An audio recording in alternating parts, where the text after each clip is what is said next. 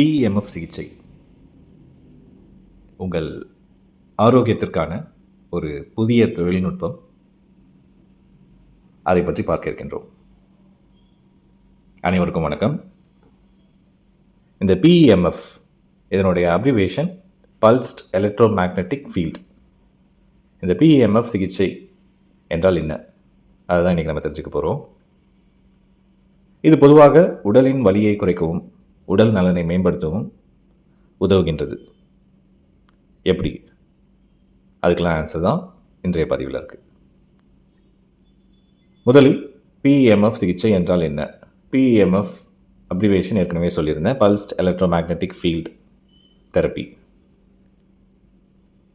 இது ஒரு பாதுகாப்பான மருந்தில்லா சிகிச்சை முறை, ஒரு எக்ஸ்டர்னல் தெரப்பி தான். இதில் என்ன நடக்குதுன்னா, குறைந்த ஃப்ரீக்வன்சி கொண்ட, அதாவது அதிர்வெண் குறைவாக இருக்கிற மின்காந்த அலைகளை பயன்படுத்தி உடலின் செல்களை தூண்டி சிகிச்சை அளிக்கும் ஒரு முறை. உடலின் இயற்கையான குணப்படுத்தும் சக்தியை இது ஊக்குவிக்கும். அப்போ இது ஒரு நேச்சுரோபதிக் மொடாலிட்டி தான், advanced modality. So promoting the bodies natural healing power. இது எப்படி வேலை செய்யுது அது தெரிஞ்சுக்கணுன்னா நம்ம செல்லோட ஒரு அடிப்படையான விஷயத்தை தெரிஞ்சுக்கணும். அது என்னென்னா, நம்ம உடலில் இருக்கிற ஒரு செல்லுக்கும் ஒரு சிறிய அளவு மின்சாரம் உண்டு, ஒரு எலக்ட்ரிசிட்டி, பயோ எலக்ட்ரிக் கரண்ட். ஏதாவது பேத்தாலஜி, ஒரு நோயோ இல்லை ஒரு அடிபடுறதோ இருக்கும்பொழுது இந்த பயோ எலக்ட்ரிக் கரண்ட் குறைவாகும். இந்த குறைவினால் செல்களின் செயல்பாடு பாதிக்கப்படும். இந்த பிஇஎம்எஃப் சிகிச்சை இந்த செல்களை திரும்பவும் ஆற்றல் படுத்துவதற்கு, அவற்றின் இயல்பான செயல்பாட்டை மீட்டெடுக்க இதுக்கெல்லாம் உதவும். அப்போ இதனால் என்ன நடக்கும்னா, ரத்த ஓட்டம் சீராகும், ஆக்சிஜன் நல்லா கிடைக்கும், மற்றும் டீடாக்சிஃபிகேஷன், கழிவுகள் வெளியேற்றம் நடக்கும். அப்போ செல்லுலார் ரெக்கவரிக்கு இது ஹெல்ப் பண்ணும். இது என்ன மாதிரி பிரச்சனைகளுக்கு பயன்படுத்தலாம்னா, முக்கியமாக வலி நிவாரணம். இப்போ ஒரு க்ரானிக் பெயின், நாட்பட்ட வலி, இப்போ உதாரணத்துக்கு மூட்டு வலி, முதுகு வலி, தசை வலிகள், இல்லை காயங்கள்னால, ட்ராமா, அந்த மாதிரி இன்ஜுரிஸ்னால் வந்திருக்க வலி, இதெல்லாம் நிவாரணம் கிடைக்க, இதெல்லாம் உடம்புல இருந்ததுன்னா அதிலேருந்து நிவாரணம் கிடைக்க இதை பயன்படுத்தலாம். வீக்கம், இப்போ ஆர்த்ரைட்டிஸ்ன்னு சொல்லும்பொழுது மூட்டு வீக்கம் இருக்கு இல்லையா, அது மாதிரி வீக்கம் குறைவதற்கு இந்த சிகிச்சை முறையை பயன்படுத்தலாம். மற்றபடி காயங்கள்லாம் சீக்கிரமாக குணமாகிறதுக்கு, அது faster healing of wounds and even fractures, இதுக்கெல்லாம் நம்ம இந்த பிஇஎம்எஃப் சிகிச்சையை பயன்படுத்தலாம்.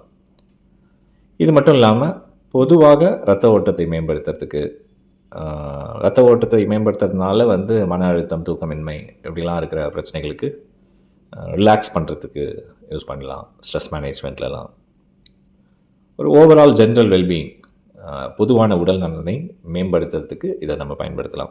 அதனால் பிஇஎம்எஃப் சிகிச்சை எடுப்பதற்கு ஒருத்தருக்கு நோய் இருக்கணுன்றது அவசியம் இல்லை, ஒரு வெல்னஸ் தெரப்பியாகவும் இதை நம்ம பயன்படுத்தலாம்.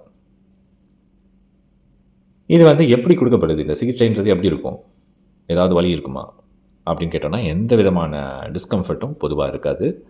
ஒரு சரியான சிகிச்சைக்கான கருவியோட சரியான இடத்துல நம்ம கொடுக்கும்பொழுது இதில் எந்த விதமான டிஸ்கம்ஃபர்ட்டும் தெரியாது. ரொம்ப கம்ஃபர்டபுளாக இருக்கிற ஒரு ட்ரீட்மெண்ட் மெத்தட் தான். இதுக்கு வெவ்வேறு மாதிரி கருவிகள் இருக்குது. பாய் மாதிரி இருக்கும், மேட்ஸு, இல்லை வளையங்கள் மாதிரி இருக்கும், இல்லை போர்ட்டபிள் யூனிட்ஸ் இருக்கும். இது மாதிரி ஒரு டிவைஸில் அந்த சிகிச்சை எதற்கான சிகிச்சையோ அதற்கான அந்த ஃபீல்டை க்ரியேட் பண்ணிவிட்டு, அந்த ஃபீல்டில் எடுத்துக்கிறவங்க, சிகிச்சை எடுத்துக்கிறவங்க எக்ஸ்போஸ் ஆகிற மாதிரி இருக்கும். இந்த சிகிச்சை பொதுவாக ஒரு அரை மணி நேரம் அது மாதிரி இருக்கும். இதை தொடர்ந்து எடுத்துக்கும் போது இந்த செல்லுலார் ரெக்கவரிலாம் நடக்கும். பெயின் மேனேஜ்மெண்ட் அப்படிங்கிறது நம்ம எடுக்க நமக்கு டிஃப்ரென்ஸ் தெரியும். இதை யாரெல்லாம் தவிர்க்கணும், யாரெல்லாம் எடுத்துக்கணுன்றது சொல்லியாச்சு. யாரெல்லாம் தவிர்க்கணும் அப்படின்னு பார்த்தீங்கன்னா, ஏதாவது பேஸ்மேக்கர், இது ஒரு காந்த சிகிச்சை அப்படிங்கிறதுனால பேஸ்மேக்கர், ஏதாவது உடலில் எலக்ட்ரானிக் டிவைசஸ் இம்ப்ளான்ட் பண்ணியிருந்ததுன்னா அவங்களெல்லாம் தவிர்க்கிறது நல்லது. இதில் கர்ப்பிணி பெண்களை இந்த சிகிச்சை எடுத்துக்கிறதுக்கு பொதுவாக சஜஸ்ட் பண்ணுறதில்ல.